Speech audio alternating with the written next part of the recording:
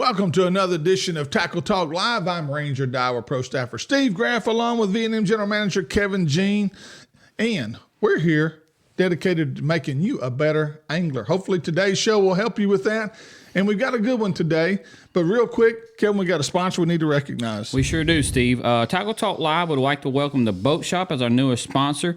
A dealership in tune to what your boat or engine needs to stay on the water. Raymond Kidd and his staff take great pride in keeping your engine running right.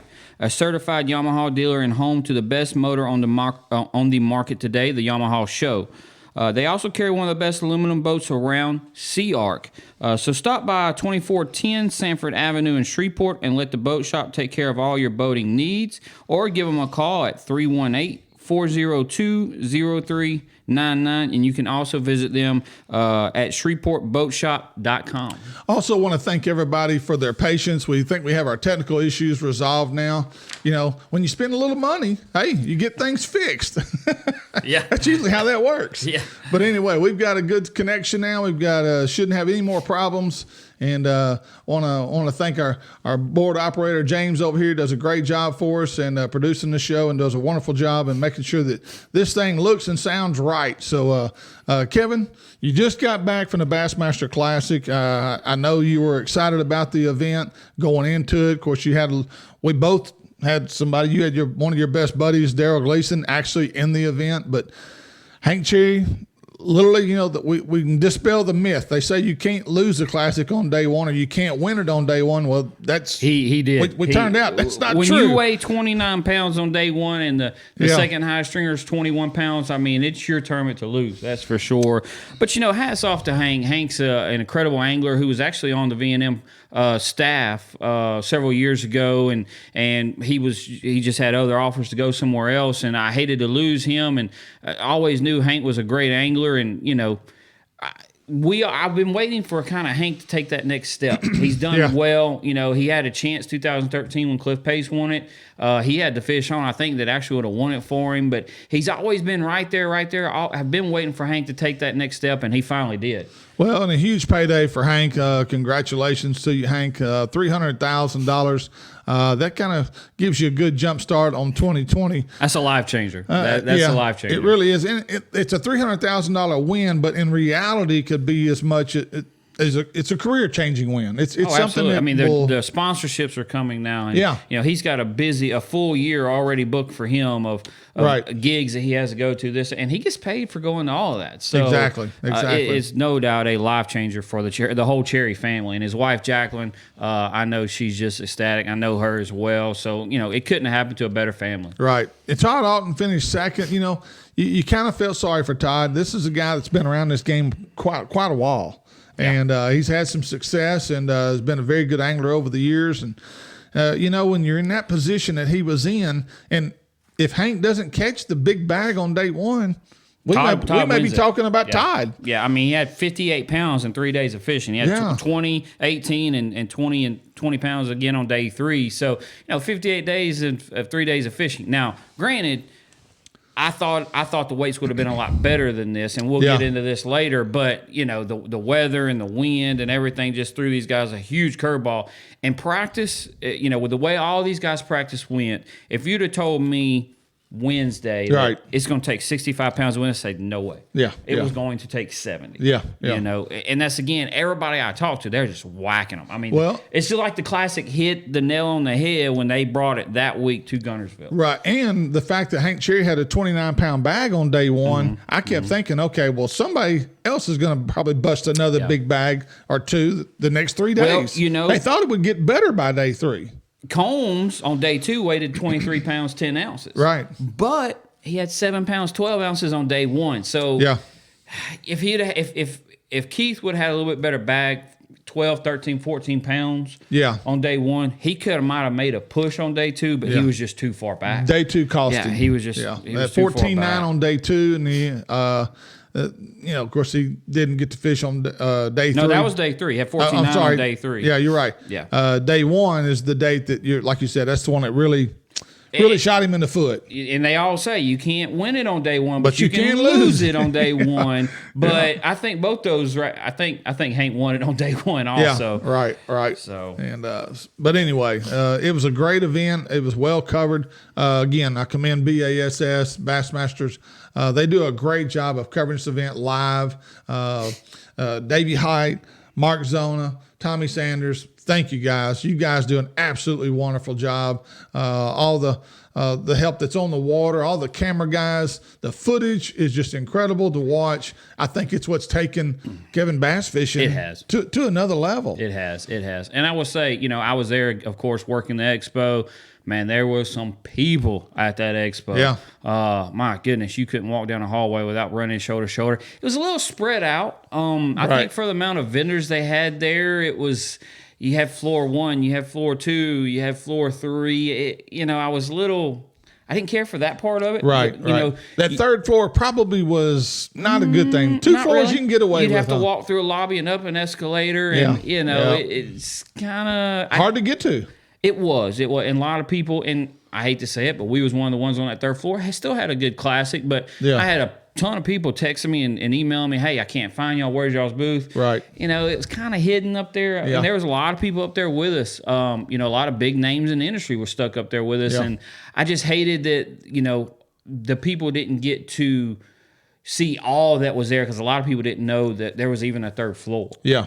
But, again, there was great turnout at the expo. I hear it was a good turnout at weigh-in. Yeah. I don't think it might have been exactly what they thought or was hoping it would be. Yeah, just watching all 3 days. I watched part of the weigh-ins. Didn't watch every one of them completely, but I watched enough of them, probably at least an hour's worth, to get a feel for the crowd. Friday was very sparse. I was really disappointed in Friday's crowd. And, people work on Friday. I understand that, but still, it's a Bassmaster Classic, and it's the 50th anniversary. I wonder if Bass did enough to recognize that it's the 50th anniversary of the event. I didn't see a whole lot of didn't either. bonus stuff, what I call bonus stuff for the 50th. Right. I expected them to maybe bring all the ones that were alive, all the 50 Bassmaster Classic champions, and get them on stage and really celebrate this thing. Honestly, I didn't think about that much, but you're right. I don't feel like we really pushed that this was the 50th anniversary of the Classic. It just kind of seemed like another event to me. No, you're right. Another Classic. Classic. No, and don't get us wrong. Like I said, the expo was just cram-packed. Right. It was a good Classic. I'm interested to see where Bass goes from here. Where's next year's Classic? Good question. I really don't know that answer. Because it's the huge thing is, they don't have the really big names in the sports. Well, it didn't matter this year because they were at Guntersville. Yeah. It was out at Birmingham. Where do they go next year? That's what I'm really waiting to see is, how do you follow up with this one? Yeah. So and we both know that there are some of the big names in fishing that are going back and fishing the opens this next year. Right. So some of those guys may qualify. Right. Good example, 2 guys that are actually back on the Elite Series, Gerald Swindle, Brandon Polinick. They'll be fishing. You can probably look for both of them to qualify for next year's Classic. Right. You got people like Scott Martin in the opens, like you said. That maybe they qualify. So you're getting some of the bigger names back. Right. But I'm really anxious to see. And usually there's rumors out by this time. Right. Where they're going. I haven't heard that. There's hardly no rumors. So they used to announce it on the final stage, the final day. Yeah. Next year, here's where we're going. And but you're right. I didn't see that. And but let's talk about what were the big players as far as baits. I know the chatterbait and the rattle trap type baits. Aruka shad was a big player. Rattle trap was a big player. Any type of rattle bait, I think, was a big player. But Hank Cherry was throwing the stick bait a lot.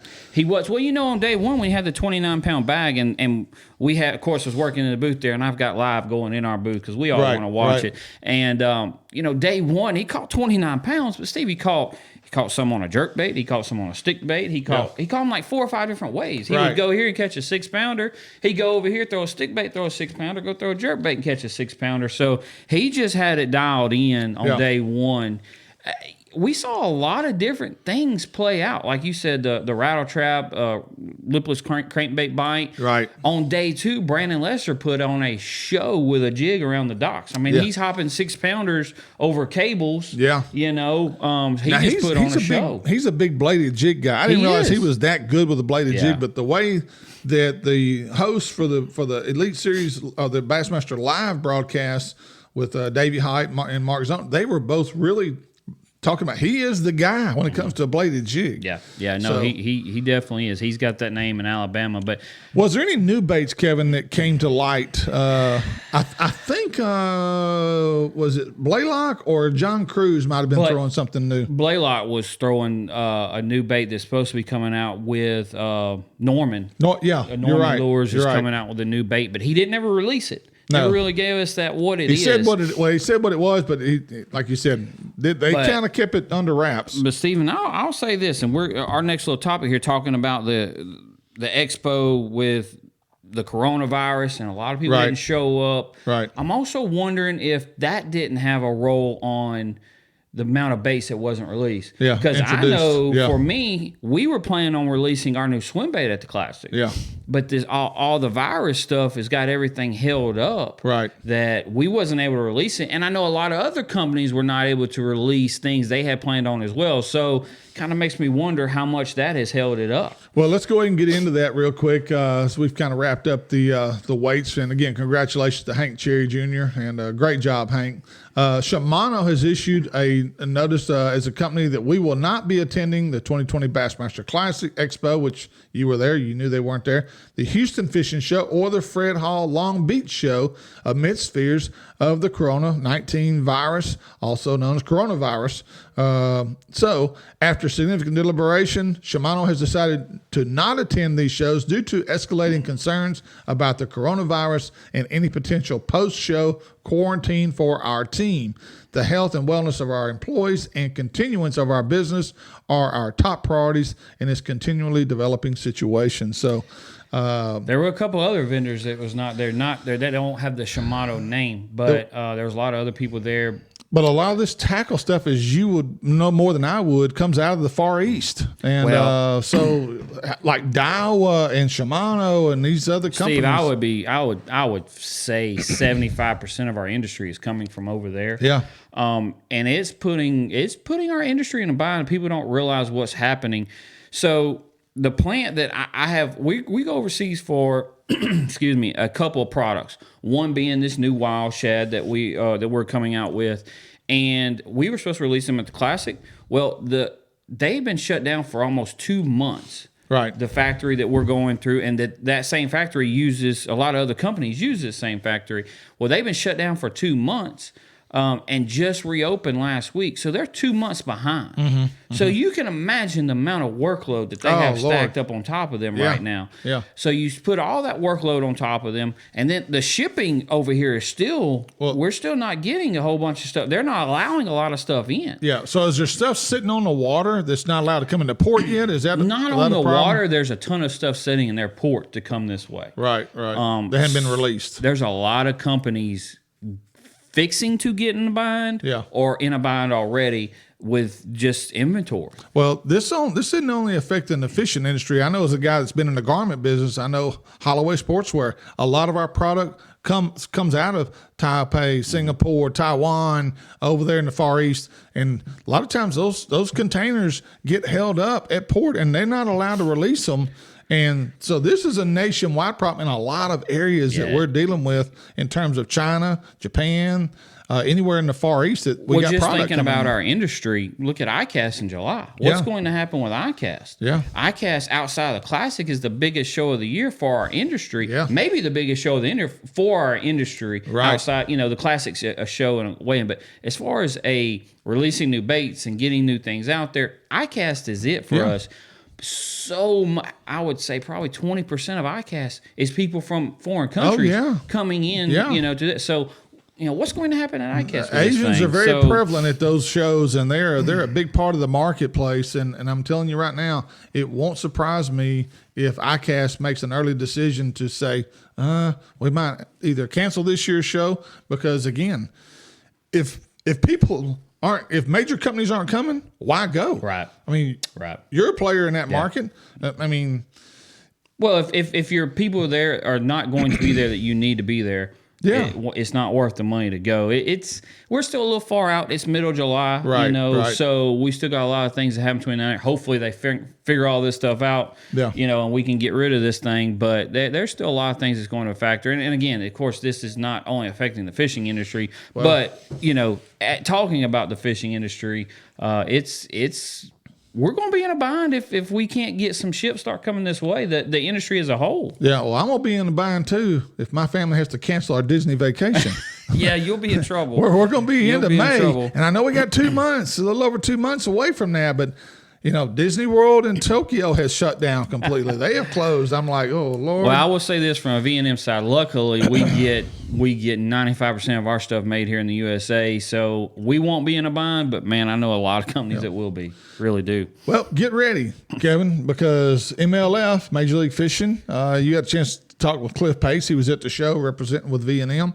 And Lake Fork is getting ready to take place, and they're going to have a little competition besides themselves to deal with. BASS. And I don't know who scheduled what first. Yeah, Steve, you don't know. But the big talk at the expo this past weekend was there's a BASS kayak event going on this weekend. Right. On Lake Fork. They're predicting 200 plus boats, kayaks, 200 plus kayaks in that tournament, along with Major League Fishing. So now Major League Fishing has changed their time schedule. They're going to fish from 10 to 6 on Lake Fork, mainly because it's prime live time. That's when they get their coverage. What's the angler's perspective on that? Cliff, did he say anything about that kind of time frame? They're really nervous about that at Fork because let's say you find a good deep school that you hammer on day one. Yeah. When you come back the next day, when you get there at 10 o'clock, who's been pounding on them for 2 hours? Oh, yeah. Because they're still, and you know this, you talking to Johnny Geis, there's still going to be some deep fish play on Fork. Oh, yeah. There's going to be some spot. They're hitting it at the perfect time. Right. They're going to knock their lights out. There's no doubt about that. The best thing they can hope for is a little bit of strong wind to keep the kayakers off the main lake. And I think most of them kayaks guys are, but there's so many fish shallow on Fork. Right. There's so many spawning fish and pre-spawners that 200 kayaks, Fork's not that big. Oh, if you're a sight guy, if you're sight fishing, good luck with that because they're going to beat you to them. They're going to pick those fish off that morning on day one before MLF will ever crank a motor. Yeah. And I just pray they're not in the boat lanes at 10 o'clock when they take off. Exactly. Oh, so. But that could be an interesting it really event. Could. Here's another thing. It could cut down on the weights that they would normally have brought in. Steve, I was talking to a resort owner, one of my good, James Thompson, that owns Lake Fork Resort in Pope's Landing. This is East Texas spring break week. Oh, Lord. So you're going to have this mom and pop out there. He said they're sold out. They were sold out of cabins at his resort before MLF even scheduled. Wow. So you've got spring break weekend. Yeah. You've got 200 kayaks, and you have MLF, and everybody wanting to come watch MLF on Little Bitty Lake Fork. Do you know where the kayakers are going out of? My understanding is it they can go out of any or public boat route. Oh, so they can trailer. So they can trailer to My any. understanding at most No, kayak you're probably events. right. No, you're right. You're right. That makes sense because they're shallow water guys. Correct. So, but I think MLF, are they going out of Lake Fork Marina? Well, they go out of. Or They're going Minnebucket. out of Oak Ridge, Oh, Oak Ridge. Oh, okay. I think. Oh, okay. I think. I didn't know if they were, because I know like the Sealy and Bass Champs, they all go out of Lake Fork Marina. I'm pretty sure I saw where they're going out of Oak Ridge. Okay. So, but but still, Lake Fork Marina is going to be packed because just of the weekend people that are there. So let me ask you. Let me throw this question at you. So you've got all that going on. You have two guys that claim Lake Fork is home that live at Lake Fork. Yeah. You got Jeff Sprague and Kelly Jordan. Kelly Jordan, yeah. Does this give them an advantage? I think the advantage got taken away by these kayakers being on the water. I would agree with that. I think anybody that might have had an advantage, it's now pretty much a level playing field. Who's going to find that right school of fish out deep, pre-spawners waiting to come in? Because let's be honest, even the mom and pop and the Joes and Blows, they're going shallow. It's March on Fork. It's March on Fork. Everybody wants that 10 to 15 pounder. Right. The guys that find them offshore, like Keith Combs did a couple of years ago over there and had that huge day, huge 2 or 3 days. Those are the guys that I think will excel in this event. Yeah, no, I agree. when you put 200 kayaks on Lake Fork with the spring break guys, with the locals, with the guides that have to make their living. Yeah. I just think it's going to come down to if you would have told me Now, a month ago, it would have been one shallow. Yeah, exactly. How many days are the kayakers on them? Well, they have 3 days of practice and a tournament's, I think, Saturday, Sunday. So it's a 2-day tournament. Yep, they got 3 days of practice. Now, MLF don't start till Friday. Right, that's my point. So they may only have Friday, Saturday, Sunday, Monday will be the first round for both events. Right. So, but the final 2 rounds is Monday, Tuesday, or Wednesday. I think the final 3 rounds it'll be Tuesday, Wednesday. Yeah. Championship day will be Wednesday. So they'll have Monday, Tuesday, and Wednesday. Yeah, that they won't have to worry about the kayakers, and probably a lot of people be going back to work. So maybe the final 3 days. But again, yeah, and I guess I looked at the moon phase. Is that a full moon? We just had week? a full moon Saturday. Yeah, that's true. So they're going to be probably new moon. Yeah. So my point was there may not be a fresh group of fish pulling up yet. Right. So. No, you're right. You're right. It's going to be interesting to see. I want to see. I want to watch live and see how many kayakers are paddling around them. You know. Yeah. So it will be interesting. No doubt about that. Next thing we got Bass Champs. Bass Champs just got through with Sam Rayburn and Kevin. They caught them. They did. They whacked them pretty good over there. You got the results. I got the results here. I'm just looking down the list here let's see here. The top 13 were basically 19 pounds and above. There was 1, 2, 3, 4, 5, 6, 7, 8, 9. 1, 2, 3, 4, 5, 6. There was 6 pounds, 6 bags over 20. 24.53 won it. George Glass from DeRidder, Louisiana, and Trent Manuel from Orange, Texas. They won it with 24.53 for a $20,000 cash prize. Jason Moreland from Jasper, Texas, and Charles Schaffner Jr. from Jasper had 23.42. Sam Huckabee from Shreveport and Toby Johnson. I know both those guys from Bossier City. They had 21.50 for third. Nathan Stroop and Wesley Johnson from Willis, Texas were fourth with 21.34, and Robert Davis from Lufkin and Alan Moore, they had 20.94. And in sixth place was the final 20-pound bag was Eric Brigman and Harold Moore from Caldwell. What was the last check there, Steve?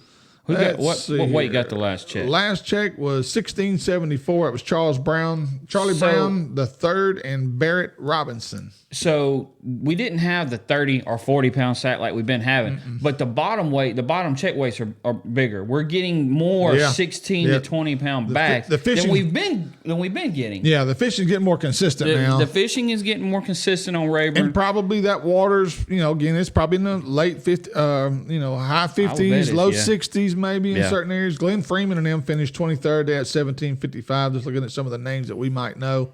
And some guys from this region that are notorious, really good anglers. And but overall, it was. Let's see here. It's good to see the weights. It's starting to take 16 pounds to get a check again. 200 more consistent weights. Yeah, 256 teams overall. That sounds down to me a little bit for it's Bass the third Champs. tournament. It's the third. Well, that's true. A lot of guys are probably tournament, pulling out. Yeah. And but it's still Sam Rayburn. You think still a lot of people would still be showing up, but anyway, another good quality event by Bass Champs. Chad Potts and his crew, they do an absolutely awesome job and putting on these events, and they just continue to set the bar really high there with Bass Champs, and Chad and them continue to, let's see here, their next event. I'm trying to see where that next event. For that region. Well, right quick for next weekend on Sam Rayburn, the Outlaw Outdoors Average Joe event is next weekend. March 20th, you got Texas Team Trail coming up on Toledo Bend. Right. March 28th, you've got the ABA on Sam Rayburn and the Dylan Poche event on Toledo Bend. So we've got some, of course, it's March, so we've got some really big tournaments, coming up. The Eastern Division of the Bass Champs, the final tournament, the East Region, is May the 9th at Toledo Bend out of Cypress Bend Park. So mark your schedule, mark your calendar for that. And like I said, as you just alluded to, we've got ABA coming up, and that'll be our second event for the Southeast Texas Division. And then, of course, the Texas Team Trail, which is always a really popular, and again, Toledo Bend, as me and you can attest, it hadn't been very kind up to this point. I just feel like it's fixing to hit, though, Steve. I feel like it's fixing to break open. I really do. Let's be honest, as we talked off the air earlier, Kevin and I were discussing, we got some 80-degree days this week, twice, back-to-back days, and the nights are only in the low 60s. It's still going to be raining, so Toledo's going to still going to be on the rise. And if it turns out to be a warm rain, that's just going to warm that water up even more, even quicker. Right. This next weekend, it could really be on at a lot of places. Yeah. And I will go ahead and say this, at some lakes, including the one I live on, white perch are on the bank as we speak. Yeah. So they have pulled up, and usually right after that, the bass pull in right behind them. So, well, Steve, last topic for the day, and something I'm really interested in, I know you are, the LHSA, Louisiana High School Athletic Association, has sanctioned high school bass fishing. Right. We're going to get into this topic a little bit today and hopefully have a guest on to really dive into this next week. But we just want to kind of go ahead and talk about this a little bit. This is something I know we're both excited about, but also a little worried about. And you've dove into this a little bit more than I have, so I'll let you kind of start it off here. But Steve, I don't know which way I go on this. This has me worried. I have a lot of questions. I'll put it that way. Like I said, you're in the industry, Kevin. You live in it, you work in it every day, and we both know when it comes to bass fishing, a lot of times young men have the opportunity to win money at events. And when they do that, they become, quote, professional. Right. And can disqualify themselves from other possible sports. Yeah, and that's one of the main questions we have. So I know when I was high school basketball, when we was playing high school basketball, we were not allowed to go play in a church 3-on-3 tournament or anything that was going to have prizes or money. Right. So are these kids going to be able to fish the McDonald's, the Bass Champs, so on and so forth, where they can win money? If they can't do that, I'm not for it, Steve. I'm not for it. I will back you on that one as well. And the big player that has decided to partner with LHSA is FLW. Mm-hmm. And real quick, I'll just kind of give you here's a press release. The Student Angler Federation, or the SAF, Louisiana High School Athletics have partnered to introduce bass fishing as an official LHSAA sanctioned sport. If you're a high school angler in Louisiana or know a high school angler in Louisiana, this is your chance to make history in the inaugural LHSAA bass fishing regionals and state championship. Now, Kevin, coming up, matter of fact, the deadline entry to enter these was March the 7th, which was last Saturday, for Region 2 championship, and March 9th for March 14th, Regions 1, 3, and 4. The Region 1 championship will be on Ouachita River in Monroe, March 14th. Region 2 championship is Toledo Bend out of Zwolle. Maybe at San Miguel, I would assume, if it's out of Zwolle, March the 7th.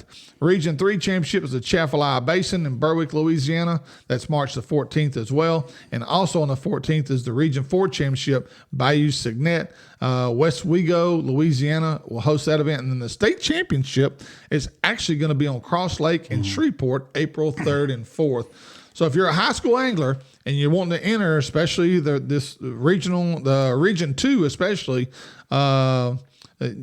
which is, that was last weekend. I actually had that event last week. So if you're in Region 1, Ouachita River, that's this coming weekend, along with Regions 3 and 4. They're also this weekend. Again, I'm all for it, and I'm all for growing our sport even more. Yes. I'm all for bass fishing being a LHSA sanctioned event. Right. But they've got to understand bass fishing. There is a tournament every weekend that kids can be fishing, which I want them fishing in. Right. Oh, yeah. They can win money. I was fishing tournaments at 10 years old. Right.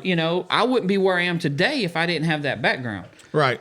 I want to see kids be able to do this, but I don't want it to take away from them being able to fish in the McDonald's with their dad. Right. Well, you and myself, both as former coaches in the LHSAA, we both know that there's certain things you can't do. You can't get a bunch of free product and give it to your kids. That just don't happen. Yeah. It's illegal. You're not allowed to give them gifts like that. So how does Shimano or a Daiwa or a Gamakatsu or a Spro or a V&M, and you're giving these companies, these kids product, does that stop? Yeah. Is that over? Right. I mean, so the way a lot of these high school clubs work now is they go around to their local people and they pay them whatever to be a sponsor on their jersey. Right. So if they're LHSA now, they can't do that. Yeah. You know, fishing is expensive. You know, so it's. Well, here was one thing I actually went through the rules. Right. They've released the rules for this LHSA rules. This rule got my attention, and you already know how I feel on this, just because some other things me and you are involved with. Bass guides who operate, this is one of the LHSA rules, bass guides who operate or have operated for hire at any time during the previous 12 months from the tournament date on the designated tournament waters are not permitted as boat captains. Now, here's where it contradicts itself. Unless they are the parent or the documented permanent legal guardian of one of the contestants on a boat in the event. Written proof of permanent legal guardianship to the satisfaction of the tournament director may be required. The use of a guide as defined above will result in disqualification. Okay, that to me, there should be no guides allowed, because you can't tell me that, so what, my son is fishing the fishing team and I'm a guide on Cane River and I know all the great spots. You can bet your dollar I'm going to probably try to put him on the best spots I can. That's just normal. That's just, and I think you got to take that away. You got to take that opportunity away from that guy.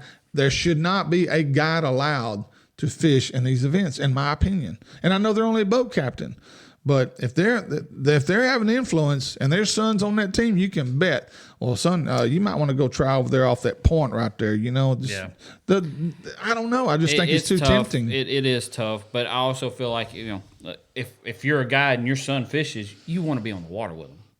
Yeah. You know, yeah. So I don't know how I feel on that. But no, I agree that there should not be, and what happens a lot and has happened a lot in the past, people hiring people to be a boat captain. Oh, Lord, that goes on all the time right now. That's just a whole different deal there. No. But Steve, I've got a lot of questions about this that needs to be answered, and we will dive into this a lot more next week when we have those answers, and hopefully we can have a guest on to speak on this, because, man, if LHSA is going to do this, and I don't believe Texas has it sanctioned yet, but they are in discussion about it. Right. Is my understanding. Georgia just released their sanction. Correct. All the southern states are working on this. Yeah. Not just Louisiana. Right. But, you know, if all these states are going to do this, you've got to do it the right way and understand that bass fishing, don't take kids being able to go fish tournaments with their dad, grandparents, so on and so forth, just because they're fishing 4 tournaments a year for LHSA. And again, what are they fishing for? Are they fishing for a plaque? Are they fishing for a trophy? Because money's out the window. Prizes out the window. Yeah, I mean, you can forget that. So, but anyway, we'll try possibly the guy that's in charge of this with FLW is Kevin Hunt. He is the National High School and Collegiate Tournament Director. I'll try to line up Kevin next week, see if we can get him on with us. If not, somebody at the LHSA. We'll hopefully have somebody on. If not, we'll at least get the answers we're looking for and really dive into this more next week. So make sure, get back with us next week. Guys, don't forget, check out the boat shop up in Shreveport. Again, their address is 2410 Sanford Avenue, or you can give them a call, 318-402-0399, ShreveportBoatShop.com. Raymond Kidd and his staff up there do a great job, and make sure to check them out. Check them out on their Facebook page and give them a like for helping us out here at Tackle Talk Live. Another thing, too, if you're wanting to be a better angler, and that's what our show is all about, trying to make you a better angler, there are 2 publications that have become basically almost like a Bible for me. One of them, to me, is better than another. If you're a tournament guy or you're wanting to learn the ins and outs, of course, there's the old standby. Bassmaster Magazine, I had it when I was a kid in the 70s. I subscribed to it, still get it today. But there's another one that, to me, if you're a tournament guy and you're not getting this, you're missing out. It's called Bass Times. This publication, Bass has nothing to do with our program. They don't sponsor our show. I'm just giving you an inside tip that will help make you a better angler, which is, again, that's what we're here to do. So this Bass Times, though, it's got specific details, and this is geared towards this is more anglers. tournament angler. It is geared towards the tournament pros. You get a lot of techniques specific techniques, specific insight into each technique and what they're doing and how they're doing it. What's the trending baits right now? What baits are hot? Which ones aren't? It's just full of great information that I'm telling you is a great resource for fishing, and they cover all the gamut from the opens to the elite series to college to high school. They do a great job in this publication, so make sure you check it out with Bass Times. Yep. Again, hats off to Hank Cherry. Yep. At the Bassmaster Classic, led from day 1 to day 3. Again, I know Hank very well, and man, he's a great guy, great family. Got 2 good kids and an awesome wife, and hats off to him, and real excited for him, and for everything he was able to accomplish. A life-changing event for him this weekend. No doubt. If you would like to be a proud sponsor of Tackle Talk Live, just like the Boat Shop, please message us through our Facebook page at Tackle Talk Live. Also, make sure to check us or like us on Facebook and go to our YouTube page and click on subscribe so you'll get notifications of our next broadcast. We want to thank you for watching today. And if you want to be a better angler, make sure you watch Tackle Talk Live.